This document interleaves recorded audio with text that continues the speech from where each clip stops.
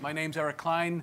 I'll be honest, this is my second Astricon and my fourth presentation to Astricon. Last year, I got roped in at the last minute to do 2 panels on security with one of my coworkers by the name of Nir, who's presenting tomorrow. Beyond failed to ban. He's one of the first speakers right after the keynote tomorrow morning. We're pushing very hard on the security topic. Last year we were here talking about fraud. So about 2/3 of the slides I'm showing are fraud cases, including one that was announced yesterday. We're finding that a lot of people weren't talking about fraud a year ago. Is Tom in the room? Okay, no, I guess I'm safe. Last year they didn't record the panel officially. So Tom Keating walks into the room and starts listening and pulls out the iPhone and starts recording it. And there's a YouTube clip, yikes, $400,000 fraud. And we started talking, and one of the guys got up and said, my company was hit 2 days, $400,000. And there was nothing he could do about it. And there was no way he could know about it. His parent division put an Astrix server onto their network, locked it down, did not give them the password. 2 years later, of no updates, no security checks, nothing done on it, it got hacked. Their ISP did not notice. The second level, the tier 2 ISP, noticed excessive traffic and proceeded to say, there's a problem here, we're shutting it down, find out what's going on. Otherwise, it would have gone for a week, easily $500,000–600,000 by day 3, $1 million by the end of the week. So I'll give a second for everybody to sit down. Back at the end of last November, the CFCA, which is the organization here in the States that handles telecom fraud, put out their biannual survey. So I'll be going over some of the results from that. And at the end, the found in the wild part. Since August, I have been doing security audits of Astrix PBXs. PBXs located on pretty much every continent except South America. We haven't had a customer who had anything there yet. And there are a number of common problems that are leaving wide open holes that I want to talk to you guys about, because all of you are involved in Astrix in some way. Some do the configuration, some have customers who do it. And the problem is anybody who touches it, it can get very, very scary. Okay? And Nir will be taking a slightly different slant on this tomorrow. They're recording this, so at some point it'll end up onto the conference website. So we can do it. And if you have questions, I've got contact information at the back.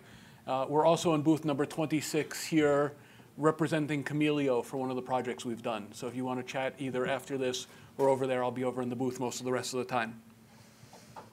Okay, quick review of the year in fraud.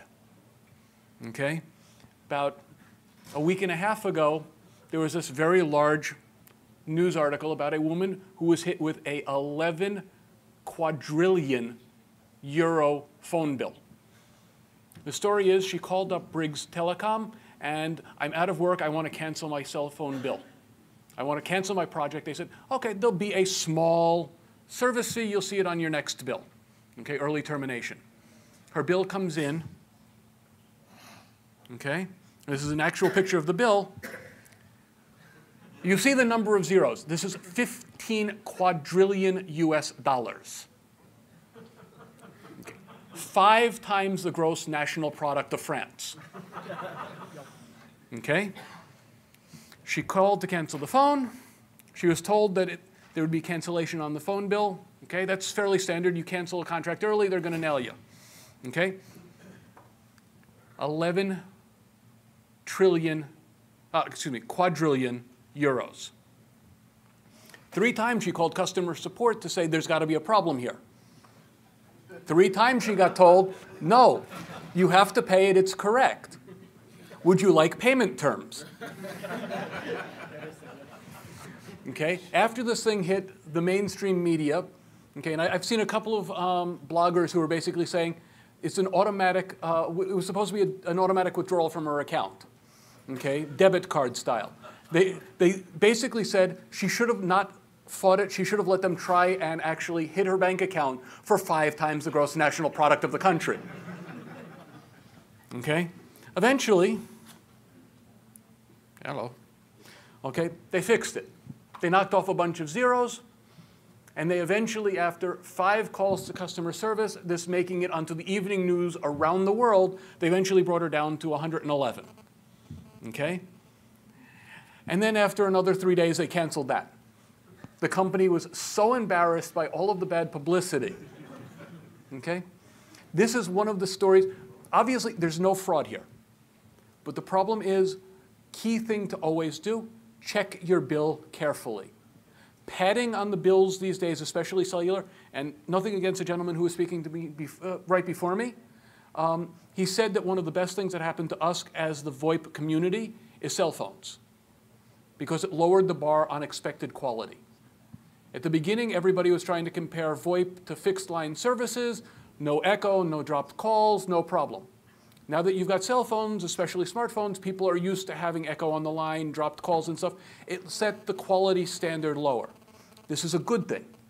The problem is, it has created such a problem for the world for fraud, for malware, for stuffing phone bills. Okay, effectively, okay, Samsung Galaxy 1, I'll admit I'm a little behind the time on this one, is effectively a PBX. For all effective purposes, anything that can be done to hack a PBX in the stories I'm going to tell you can be done into a phone, into the voicemail, into the phone for outbound calls, for premium rate calls, everything, and you may never know it until you see your phone bill 30 to 60 days later. And heaven help you if you actually have to go and fight with the cellular company that, no, I don't owe you $11 quadrillion. Okay, watch the bills. One of the important things that we're telling companies and customers, you need to do proactive monitoring of what's going on your network, both for security and for billing, because it happens. I cannot have a conversation here for a year now. Every other day I'm getting told, yeah, I know somebody, or I was hit $25,000, 25,000 euros, $50,000, depending on where I'm talking. Nir was on the flight coming over here from London, 2 guys in first class, him and this other guy, and they got to chatting. He said, okay, so what do you do? And it turns out that the guy is involved with telecom, and they got hit with a 100,000 euro fraud hit. Okay? We cannot go anywhere. Now, I'm going to encourage people not to get up and give examples this time. Last year, we weren't supposed to be recorded, so we actually had kind of the Fraud Anonymous session twice, and we got a lot of people getting up and telling horror stories. And conveniently, because the person was sitting in the back of the room who was recording, nobody's face, nobody's names actually got onto the internet, so nobody lost their job. But we're officially recorded today, and he actually can turn the camera around, so I don't want to get anybody in trouble back. How the hell could you tell the people about this? It's a secret. Okay, so just to get into some of the basic stories. The Communication Fraud and Control Association was set up by the carriers here in the States in conjunction with the FBI, the GSM Association, et cetera, is all set up. And they put out this fraud survey. I've got the link at the bottom. They put the survey out back in November. They do it every 2 to 3 years. Last time they went and they redid the numbers. So the numbers I presented last year said that the total fraud was $80 million a year. They've recalculated that and resized it based on the companies who are responding. And the new number is it's only 40.1. Excuse me, billion, not million. Okay? So this is some of the basic things that they're saying. The estimates were over $40 billion. Okay? 2% of all telecom revenue worldwide is fraud. 98% of the companies that were responding said fraud was at least as bad this year as it was the year before. Okay? The top types of fraud, and the reason I'm presenting this to you guys, compromised PBXs. Everyone here deals with PBXs. Okay? You all heard the News of the World scandal that happened last year in the UK with the hacked cell phone. Hacking voicemail boxes onto a PBX basically means you now control parts of the PBX if it's configured wrong. So suddenly you can get an extension that has become its own private international carrier for the person who's hacked in. Okay? Bypass fraud, subscription fraud, credit card fraud. All of these will hit some of your customers. It depends if you're an enterprise, a host, an ITSP. Okay. And if anybody has questions during this, raise your hand and We'll get a microphone over to you so you can ask. I don't require you hold it to the end. It just doesn't make sense. What's bypass fraud? Okay. Bypass fraud is where you're actually bypassing the carrier in a way where you're stealing services and pretending to be somebody else. Okay, and so there are a couple of examples. They define things differently, and I'll show you the whole list of all of the frauds, I think, later. There are a number of best practices that I'll be talking about at the end of recommendations. Bypass fraud is predominantly aimed at the larger carriers, to people who are who are subscribers who should be doing service. And as far as the carriers are concerned, SIP is frequently considered a bypass fraud. Okay? You've got a cell phone. You're supposed to be paying me for the calls. You're bypassing it over data. I don't get to see a penny of it. So for our purposes, bypass fraud is a business model. Okay? Let's be real. Using SIP to bypass international call rates. How many of you use this over Skype, over Google Talk, over your own SIP clients and SIP trunks so you don't have to pay AT&T, Verizon, or somebody else ridiculous rates, roaming rates? Okay? The question of when you have a PBX, is there a reason to allow calls internationally and everywhere? Okay? Out of all of that $40.1 billion, okay, these are the top countries where the termination went. Okay? Cuba, Somalia, Sierra Leone. How many of you actually have customers who have a legitimate reason to call Sierra Leone on a regular basis? 1, 2, 3, 4. Okay? So if they have a legitimate reason and you can work it out with them specifically to allow it and block everybody else, you're fine. Does everybody in those companies need to call? Or is it one sales guy and the president? Can you block it down to the extension level? Okay? But I'm looking at the room. All of you, 4 people have a legitimate reason for Sierra Leone. The rest of you should be blocking it until somebody requests it legitimately. Okay? One that we're seeing out of the top 20 that's coming up is the Palestinian Authority. Has been popping up a lot in the stories I'm hearing in the last year. I'm seeing a couple of heads shaking. They like hitting companies on Friday nights and Jewish holidays. And if they can figure out that the company is got any connection to Israel or is Jewish, located in Brooklyn, located in parts of Florida in particular, they will hit you with a ping from an address that looks legit in the States. I had a guy who was telling me his servers are in downtown Manhattan. They ping him with an address from Florida. They're able to hack in, and then suddenly he's getting calls to the PA every Friday night from 11 until 3 in the morning, $15,000 to $20,000 a pop. It's a religious Jewish guy. Nobody's looking at the PBX at those hours. Last year we talked about a case where one of the government agencies in Israel was hacked on Yom Kippur, a day when nobody works. Scary concept. Radio is off the air. Television. The streets are closed except for kids on bicycles, and somebody's hacking a PBX to make calls to the PA. There's a lot of people out there, and one of the things I'll be pointing out, hacking used to be something that people did for fun to prove that they could break in. Steve Jobs had a lot of fun hacking strictly for the fun of it with a blue box into AT&T 40 years ago. Okay? 30 years ago. And it was a fun hobby activity. Today, it is organized crime. And I'll get into some of that in the cases in a second. Okay? Now, this is how fraud has grown and changed over the years. The estimated revenue, the estimated fraud numbers. Okay? Now, they're claiming that the 2% number, and that's the red line here, here at the bottom, it's gone down slightly. Okay? They're claiming that this is because people like me and some of the other guys are going out there and informing people about it, and there's better notification, there are better products. Okay? There's a lot better products, and there's a lot more media attention to this. A year ago, I came here pushing a company called Humbug who had a fraud solution. Nobody heard about fraud, and we had 6 people in an entire room who actually had fraud cases. Now I'm hearing it all the time. Humbug doesn't exist because it was ahead of the curve. Okay? So the question is, what has suddenly happened?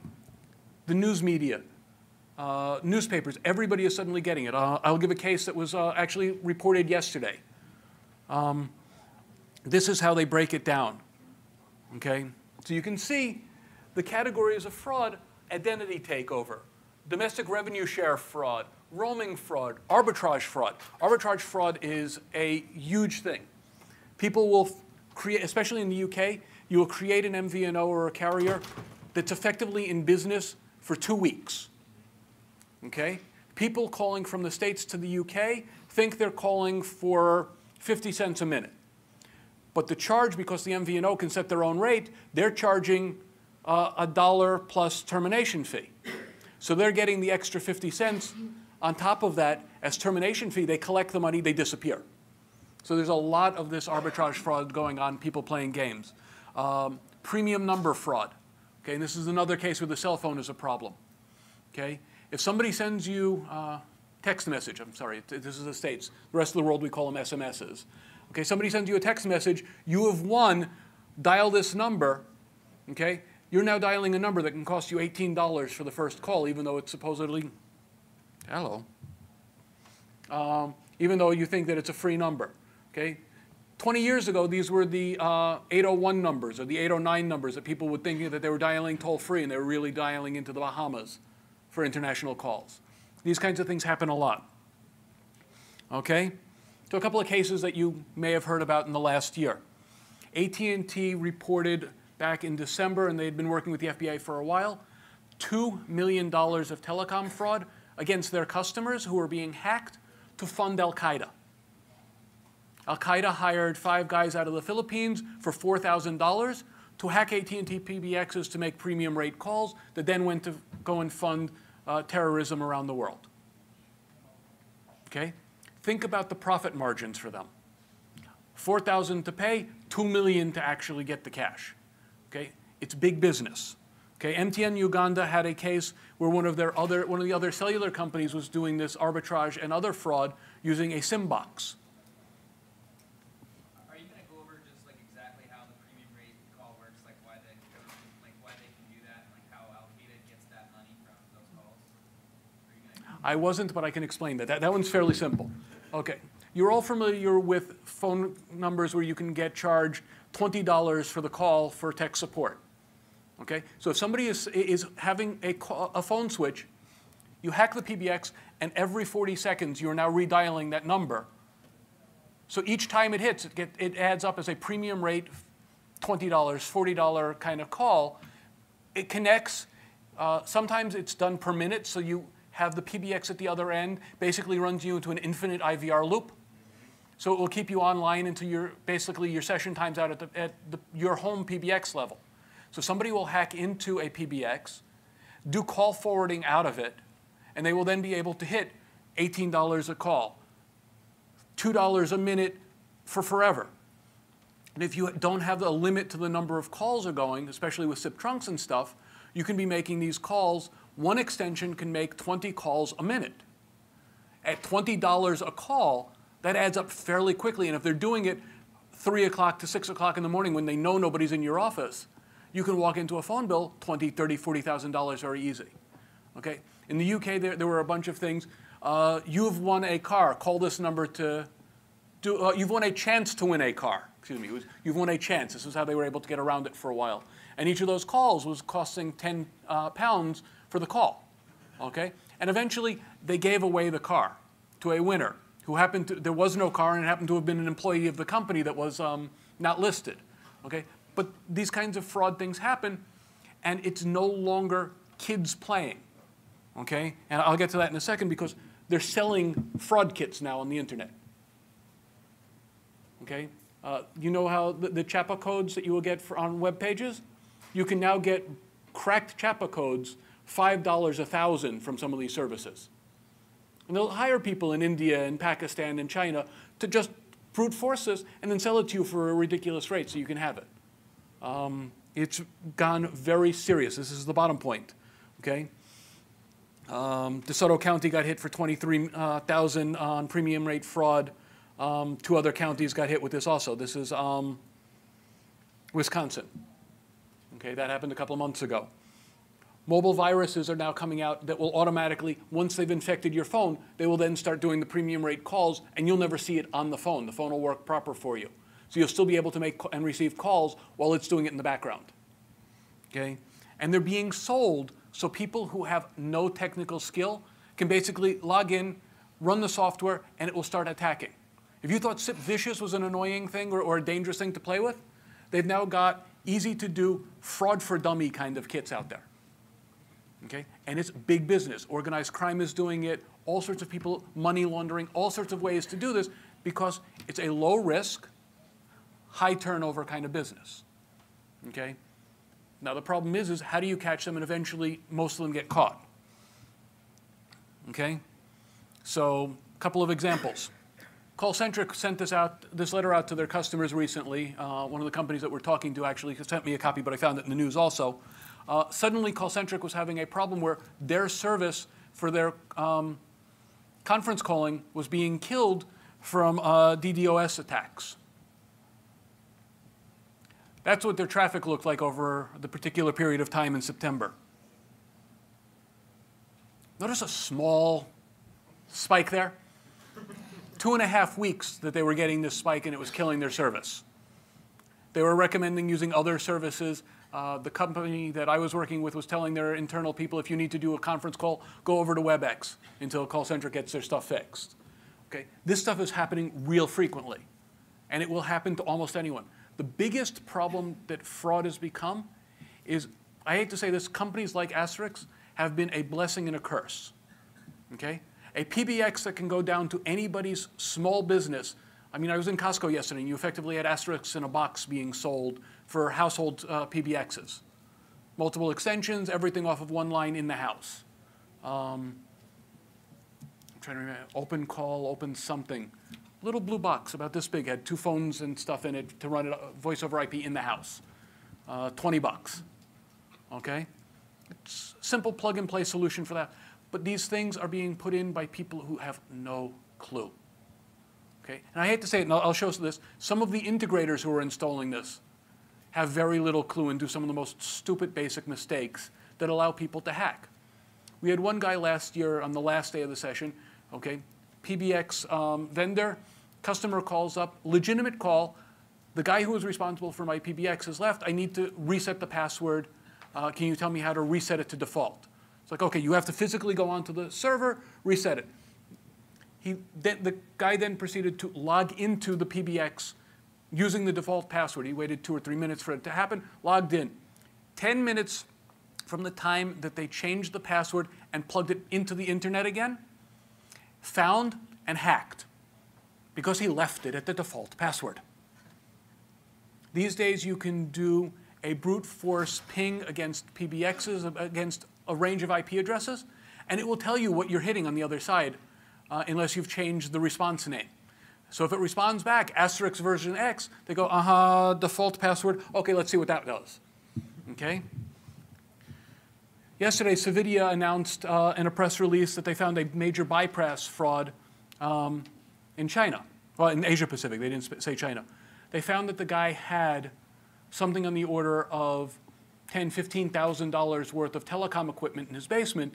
What used to be equipment that would take this size room is now being done over IP, and he can now get it cheap, put it into his own room down in his basement, and actually run this kind of toll fraud, okay, the whole bypass fraud. And it's happening more because we've made it simple. And unfortunately, the better we make it for our customers, those same boxes can then be used for vicious purposes. Okay? So some of the summaries of the threats. Okay?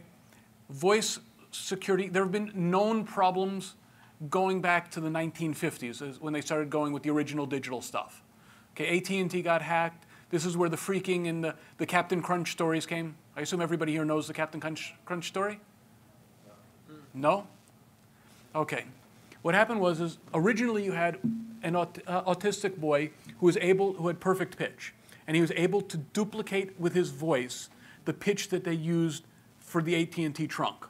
So he was able to whistle into the phone at the 2,600 megahertz range and trick the trunk into allowing him to make free outbound calls. Okay? A year or so later, a guy goes and opens a box of Captain Crunch cereal and takes out the free prize inside, which was a little whistle. Also, the 2,600 megahertz, and he's still talking about this. He's still out on the circuit talking about it, but he got the nickname of Captain Crunch because he was able to do this thing and do bypass for the toll. He'd trick the switch into thinking that his home phone was another switch and was therefore able to make free calls. Okay?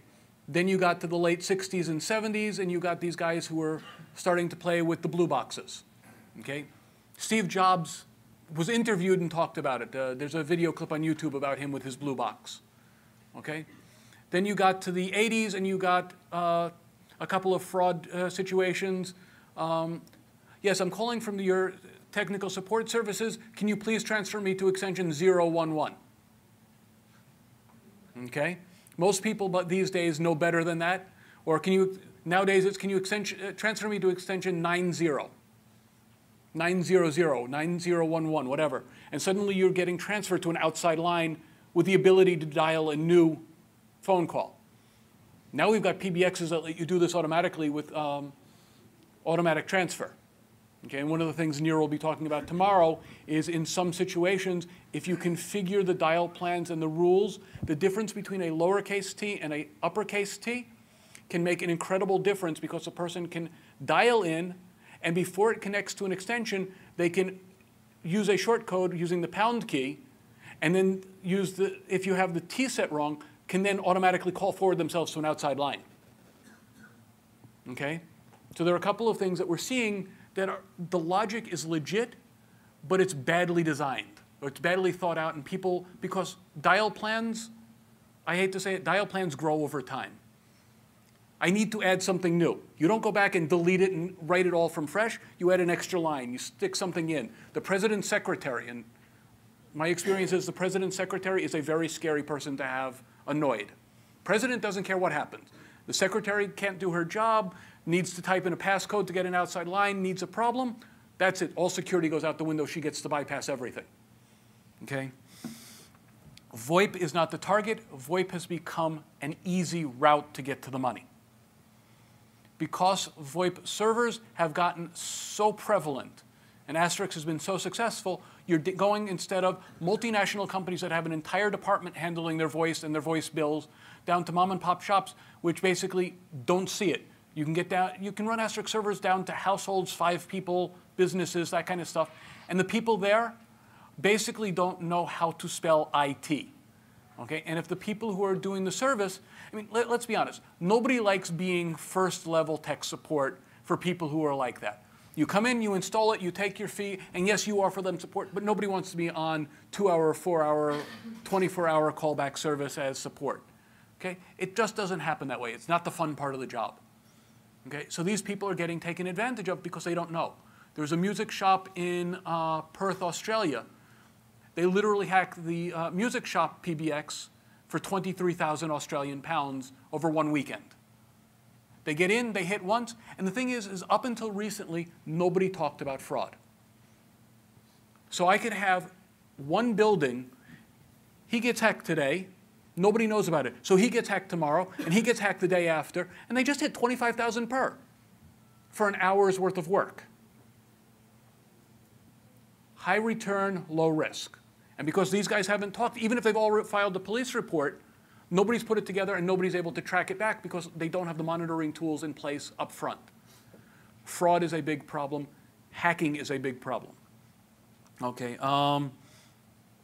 so the call generator, and like I said, Astrix and others can create call generation which can then be used for nefarious purposes. Social engineering, still the #1 way that people get in. Okay? How many of you know at least one person who has their computer password on a piece of paper next to their keyboard? Okay? PBXs are not much better. Okay? A couple of things that we found. We've gone and done audits, 7 companies, 3. Okay, I'm calling it 3 continents. It depends on whether or not you want to count London, Germany, and Australia as all Asia. Excuse me. Israel and Australia as both Asia, or does Australia count as a fourth? Okay? 35 PBXs running a variety of flavors of asterisk. Okay? These are the results. We do the survey at the operating system. Okay? The average number of critical failures out of 35 PBXs was 18.6 critical OS, CentOS or other operating system updates that had not been implemented. Okay? Medium risk was 8.75, low risk was 8.8. The worst server on the network had 117 critical updates that had not been done. Security updates, Firefox updates, SQL, CentOS, things that known problems, and the updates have been out there for more than a year, and they didn't have a policy to update. Okay? The second highest was 116. Okay? A number of the ones that we did were all installed recently, so they were relatively clean. So that's why the numbers are skewed a bit. So the obvious answer here, you need a policy of when you can have a scheduled downtime to put the security patches and updates for your operating system and for asterisks as they come out. Because if somebody can get into root access onto your PBX because of a flaw in the operating system, they own your PBX. Because they can take any one of your config files, which is effectively a text file, they can edit it in and give themselves an account, and boom, they've now got full administrator authorization because they've bypassed all of the security within the asterisk. Okay? The other thing to watch out for is to do that, you have a reboot. So once they've hacked in, they've created their own administrator mailbox or whatever, you will get a reboot or some other things done to the server, which may or may not be noticed or recorded anywhere because very few people have actual OSS monitoring on the PBXs in most of these enterprises, NGOS or some of these other products that are out there. And what happens is, because of the reboot, they may have actually gone and changed the admin password. Because the assumption behind these things are, if you have root access, you have access to everything, including changing the root access. Okay? Yeah. Common policy problems. Biggest problem we're finding is that people don't have policies, and when they do, they don't enforce them. Okay? So you have incomplete or non-existent password policies. Okay? I've seen carriers where customers where every single SIP had the exact same SIP password on multiple countries. Because it's easy to remember, it's easy to manage. It's a no-no. You should be doing dynamic and provisioning automatically with difficult to do. One of the things Nir will be talking about tomorrow is a methodology on how to do almost unhackable IDs and passwords, because the other problem is, how many of you actually have this SIP identifier for the phone is the extension, which is sequential? Anybody? Most common thing to have is the extension and or the password are the extension number. So your SIP identifier is extension 4101. Okay, password can be 1234, but the next extension is 4102.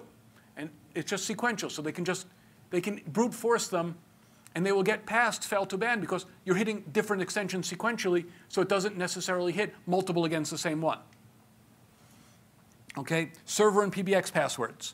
Multiple PBXs using one password basically means once they find it, they can get all of your PBXs and play ring around the rosy for where they want to hit you from. Today I'm going to hit you in London, tomorrow I'm going to hit you in Germany, Boston tomorrow. Okay? No update policy, as I said, for the OS, the PBX, and the phone firmware. Most of the phones can actually be hacked and used to bypass all of this because they're already inside and authenticated. So these days, your standard SIP phone has a web client, has a default password on that web client. So if somebody can figure out that you're running a Polycom, a Snom, a Cisco, they can figure out which of the 4 passwords those particular ones have off of the MAC addresses or whatever, and they can hack in that way. Because most people don't bother to change the default password to access the GUI. Okay, mailboxes. Voicemail is a very dangerous thing. Again, News of the World made everybody aware of this. Okay, voice mailboxes in asterisks, the default configuration actually has one voicemail box per PBX pre-configured with a default password. It's extension 4212, I believe. Password 1234. I've seen PBXs with 100 voicemail boxes legitimately configured, and the default one's still there because nobody thought to comment it out. Okay? Very easy to hack if you know where this is. Okay?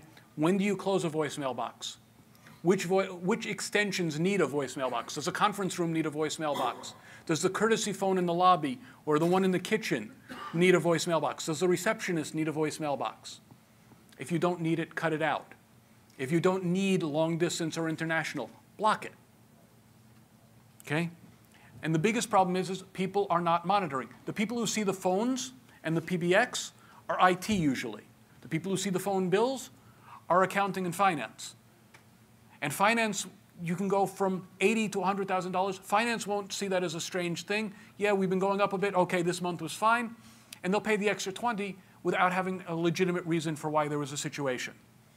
How am I doing on time? Oops. Actually, I'm interrupting with lunch, aren't I? That's the only danger. Okay, so I'll do the last few slides very quickly. Big problem that we're seeing, SIP configs for trunks with internal context to SIP providers. Okay, the external SIP trunk should not have an internal context. Should have its own unique context that has its own unique properties. Old PBX and extensions still configured even though they're out of use. Funky one is voice and data are on the same network, which means that they're running through the same firewalls, the same potential hacking problems. You're not running them on separate VLANs. Okay? And a lot of the features are being misconfigured. And that would be the last one. Any additional questions before I let you guys all go out to lunch? I think we're on box lunches again today. Okay, one? Okay, two. Just one, with like caller ID pass-through. I have providers that you could set up a phone and set up your call ID output. I could put your number in there if I wanted to. They'll send the call out. Yeah, I had a customer. He had his IT guy was going to get a new phone system. He put an asterisk in. I ended up losing a sale. And what happened was this guy did payrolls, office payrolls, and this guy had like counted millions of dollars in it. Hacked into the system, started calling his customer saying, "Hey, John, I didn't get your. I need your credit card number to pay this thing off." And the guy lost big money on that. But is there my question is there going to be a standard that if it's not a legitimate phone number that you can't pass it through some of these service providers? That's a two-part question actually, because part of that is caller ID spoofing. And they're trying a lot here in the States in particular to make that illegal and to try and change it. It's too easy to block. So it will not be the kind of thing that they'll be able to cancel. Even if they legislate it, it won't make a difference. Okay? So that one is going to continue the caller ID stuff. And no, it's really hard to actually get somebody to filter out and say, this isn't valid. So unless you're whitelisting things, and even then you're running into problem because the spoof might actually be a legitimate whitelisted number that doesn't match. So you need to be able to actually look at it at a deeper level. Does the IP match and things of that nature? So it's a much harder thing. I haven't heard anything about any standards on that. It's a big problem that's going to be around for a while. You had one? I was just curious, we were talking about the DOS attacks, and I was just curious if there was a common solution that people used, or are we all just vulnerable to it, or what? There are some. I know NIR has come up with a couple of things. It's very difficult because if somebody is flooding your system, you need to have your gateways, your session border controllers properly doing that and filtering things out. And it needs to be, fail to ban can do it to some extent. But the idea is you have to be able to deal with it. If it's a single or a group of IP addresses that are attacking you, you can do it. But these days with bots and stuff like that, you can be hit with 1,000 different IP addresses per second, and there's no way to block all of them because it's now randomly hitting you from all sorts of locations. So this is another problem that it's going to be around for a while they're still trying to figure it out at the IP level. My expectation is if they can figure out how to do it for IP networks and for websites and things like that, part of that solution will roll over to us in the VoIP community.